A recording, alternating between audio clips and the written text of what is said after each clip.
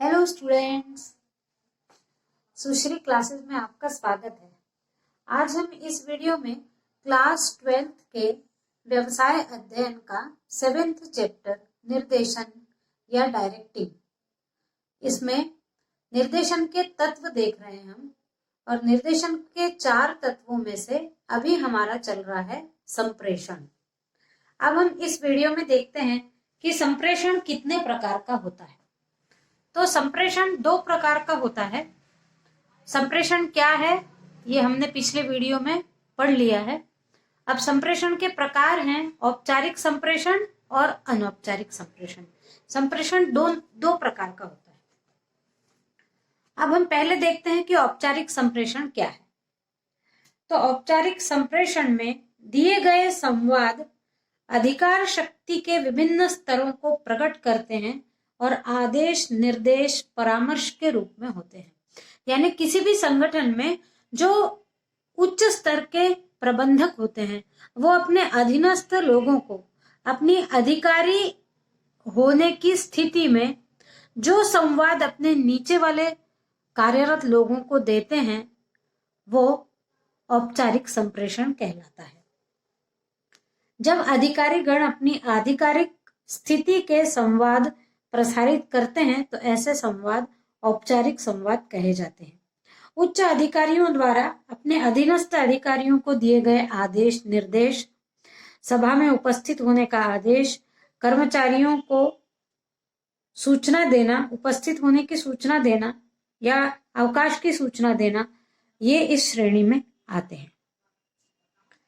वैसे तो अधीनस्थ कर्मचारियों द्वारा उच्चस्थ अधिकारियों की ओर भी भेजे जाते हैं। यानी केवल आदेश नीचे के स्तर के लोगों को नहीं दिए जाते हैं, ऊपर के स्तर को भी आदेश नहीं दिए जाते हैं।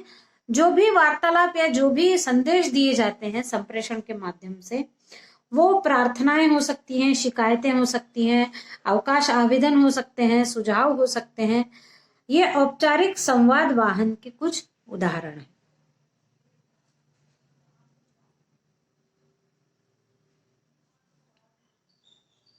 ये लिखित संप्रेषण हो सकते हैं, पत्र हो गया, बुलेटिन हो गया, विज्ञप्तियां हो गया, रिपोर्ट हो गए, प्रदर्शित सूचनाएं हो गए, ये सभी लिखित संप्रेषण के उदाहरण हैं।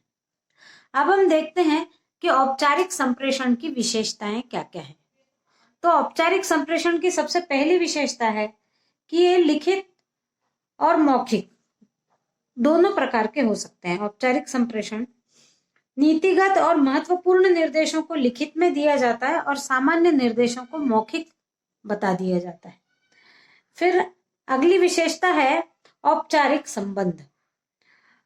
प्रेषण व प्राप्तकर्ता के मध्य औपचारिक संबंध रहता है, क्योंकि यदि किसी भी उपक्रम के अंतर्गत अधिकारी और कर्मचारी होंगे तो इनके संबंध औपचारिक होते हैं। तो औपचारिक संबंध जहां होंगे वहां औपचारिक संप्रेषण होगा। फिर है अगला संगठनात्मक संदेश। औपचारिक संप्रेषण में संगठन से संबंधित सूचनाओं को ही प्रेषित किया जाता है, उसी संगठन से संबंधित। यदि कोई एक हल्की सी बात है, कोई पिकनिक की बात है, तो वो संगठनात्मक संदेश नहीं होता है। पिकनिक की टाइप की बातों को मौखिक दे दिया जाता है, लेकिन यदि कर्मचारी और अधिकारी हैं तो वो लिखित संदेश दिए जाते हैं और वो संदेश केवल संगठन से संबंधित ही होते हैं। फिर है अगला निश्चित मार्ग। संदेश पहुंचाने की एक निश्चित प्रक्रिया होती है। नीचे के स्तर के कर्मचारियों को जब उच्च स्तर के कर्मचारी सीधे संदेश नहीं देते, वो किसी न किसी माध्यम के द्वारा संदेश पहुंचाते हैं, तो उनका भी संदेश पहुंचाने का एक निश्चित मार्ग है। उसी मार्ग के द्वारा अधिकारी अपने अधीनस्थों को संदेश या संप्रेषण देते हैं। फिर है अधिकृत सूचनाएं। इसमें केवल अधिकृत सूचनाएं ही औपचारिक सूचनाओं के में प्रेषित की जाती है। जो अधिकृत होती हैं, जिनको अधिकारियों के द्वारा मान्य की जाने वाली सूचनाएं ही दी जाती है। फिर अगला हमारा टॉपिक है औपचारिक संप्रेषण का। औपचारिक संप्रेषण के लाभ क्या क्या है। तो इसका पहला लाभ है सूचनाओं का औपचारिक संप्रेषण पूरे उपक्रम में सूचनाओं का व्यवस्थित प्रवाह सुनिश्चित करता है।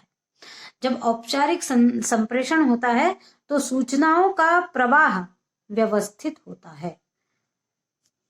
फिर इस संप्रेषण में सूचना के स्रोत भी की जानकारी भी होती है। यदि किसी को सूचना मिलती है तो वो बता सकता है कि मुझे ये सूचना किस माध्यम से मिली है, तो उस सूचना पाने वाले को स्रोतों की जानकारी भी होती है कि मुझे ये सूचना कहाँ से प्राप्त हुई है।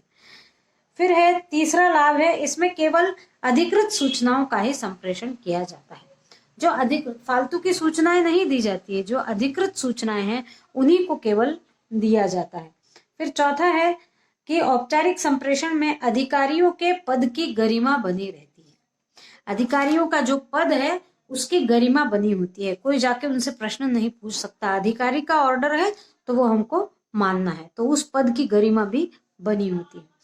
फिर है औपचारिक संप्रेषण स्पष्ट और प्रभावपूर्ण होता है, स्पष्ट होता है। जो भी लिखित सूचनाएं वगैरह निकलेंगी वो पूरी स्पष्ट होती है और उनका प्रभाव भी सकारात्मक होता है। फिर इसमें कार्य करने के लिए उत्तरदायित्व निर्धारित किया जाता है। यदि किसी को कोई उत्तरदायित्व देना है, किसी को कोई कार्य सौंपना है, तो वो औपचारिक संप्रेषण के माध्यम से ही सौंपा जाता है। फिर है इसमें संपूर्ण संस्था पर प्रबंधकों का नियंत्रण बना रहता है। औपचारिक सूचनाओं के माध्यम से प्रबंधक अपने अधीनस्थों पर अपना नियंत्रण बनाकर रखते हैं। ये तो हुए औपचारिक संप्रेषण के लाभ। अब हम देखते हैं औपचारिक संप्रेषण की हानियां क्या क्या है। तो पहली हानि है कि औपचारिक संप्रेषण से अधिकारियों के कार्यों में वृद्धि हो जाती है। अधिकारियों को लिखित सूचनाएं निकालना, इस तरह की आदेश देना, या फिर जो भी वो पत्र निर्गमित करते हैं उन पत्रों को व्यवस्थित लिखकर निर्गमित करना होता है, इसलिए अधिकारियों के कार्यों में वृद्धि हो जाती है। फिर इस संप्रेषण से निर्णय लेने में विलंब होता है, क्योंकि जब तक सारी लिखा पढ़ी नहीं होती है तब तक निर्णय लेना संभव नहीं है, इसलिए निर्णय लेने में देर हो जाती है। फिर है संप्रेषण की गति धीमी। यदि कोई मान लीजिए प्रक्रम में लिखित सूचना निकलती है तो प्रत्येक व्यक्ति तक वो लिखित सूचना पहुंचे, उस सूचना पर सबने सूचना प्राप्त की है, ये हस्ताक्षर हो, तो इसकी गति धीमी होती है। अंतिम कार्यकर्ता तक पहुंचने में समय लग जाता है। फिर है इस संप्रेषण में अधिकारी अधिक रुचि नहीं लेते। इस प्रकार की बातों में ज्यादा रुचि अधिकारी नहीं लेते क्योंकि उनके कार्य में वृद्धि हो जाती है। फिर कई बार सूचनाओं का स्वरूप ही बदल जाता है। सूचनाएं लिखा किसी ने है, उन शब्दों के कुछ और अर्थ भी लगाए जा सकते हैं, तो कभी कभी सूचनाओं का स्वरूप बदल जाता है। हमेशा ऐसा नहीं होता है, कभी कभी ऐसा हो सकता है। फिर गलत संप्रेषण से भी हानियां होती है। यदि कोई संप्रेषण गलत हो गया या किसी ने उसका गलत अर्थ निकाल लिया तो वो प्रक्रम को हानि उठानी पड़ती है। फिर अधिकारी सुझाव व शिकायतें दोनों को ही नजरअंदाज कर देते हैं। ऐसे में अधिकारी सुझाव और शिकायतें नहीं सुनते क्योंकि उनको औपचारिक सुझाव और शिकायतें देने की आदत हो जाती है, तो वो मौखिक सुझाव और शिकायतों को नजरअंदाज कर देते हैं। इसके बाद हमारा ये अभी था औपचारिक संप्रेषण। अब हम देखते हैं अनौपचारिक संप्रेषण क्या है। तो ऐसे संप्रेषण जो औपचारिक या आधिकारिक तौर पर नहीं होते वे अनौपचारिक संप्रेषण कहलाते हैं। यानी जिसमें लिखा पढ़ी नहीं की जाती है, औपचारिक रूप से सब तक पहुंच के उस पर साइन नहीं होते हैं, वो केवल फॉर्मल होते हैं, मुंह से बोल दिया जाए और संप्रेषण हो जाता है। ऐसे संप्रेषण अनौपचारिक संप्रेषण कहलाते हैं। समान स्तर के अधिकारियों और कर्मचारियों के मध्य जिनके पारस्परिक संबंध निकट और घनिष्ठ होते हैं, वहां जिनके मध्य औपचारिकताओं की आवश्यकता नहीं होती है और अनौपचारिक संप्रेषण होता है। मान लीजिए दो एक ही पद के अधिकारी हैं तो उनमें औपचारिक संप्रेषण की आवश्यकता नहीं है, या कोई वर्कर हैं या निचले स्तर के कर्मचारी हैं, वो यदि एक साथ रोज कार्य कर रहे हैं तो उनको भी औपचारिक संप्रेषण की आवश्यकता नहीं होती। तब उनका प्रेम, व्यवहार और आपसी संबंध, इनके माध्यम से ही वो अनौपचारिक संप्रेषण कर लेते हैं। अनौपचारिक संप्रेषण मित्रता, प्रेम, व्यक्तिगत संबंधों पर आधारित होते हैं। यहाँ एक दूसरे को कुछ लिखकर नहीं दिया जाता है, संकेतों के माध्यम से चेहरे की आकृतियों के माध्यम से आवश्यक संदेश कह दिए जाते हैं, जैसे सिर हिला देना, मुस्कुराना, आंखों से इशारे देना, मौन रह जाना, हाव भाव से सूचना देना, स्वीकृति देना। अगला टॉपिक हम देखते हैं अनौपचारिक संप्रेषण की विशेषताएं। तो इसकी पहली विशेषता है सूचना की तीव्रता। इस संप्रेषण में सूचना का फैलाव तीव्रता से होता है। विभिन्न व्यक्तियों तक शीघ्रता से सूचना पहुंच जाती है। जब केवल बोलकर या फिर इशारे कर कर अपने साथ वालों को या अपने संबंधियों को या जिनसे हम प्रेम करते हैं, यदि उनको हमको संदेश पहुंचाना है तो वो संदेश एक से दूसरे व्यक्ति तक बहुत जल्दी पहुंच जाता है। वो सूचना की तीव्रता, ये इसकी विशेषता है। दूसरा है अनिश्चित मार्ग। किस मार्ग से सूचनाएं कहां पहुंचेंगी ये अनिश्चित होता है, क्योंकि प्रेषण और प्राप्तकर्ता के बीच में अनौपचारिक संबंध होता है। तो वो बीच में और भी कहीं कहीं से किसी भी मार्ग से उस तक पहुंच सकता है। फिर है व्यक्तिगत संबंध।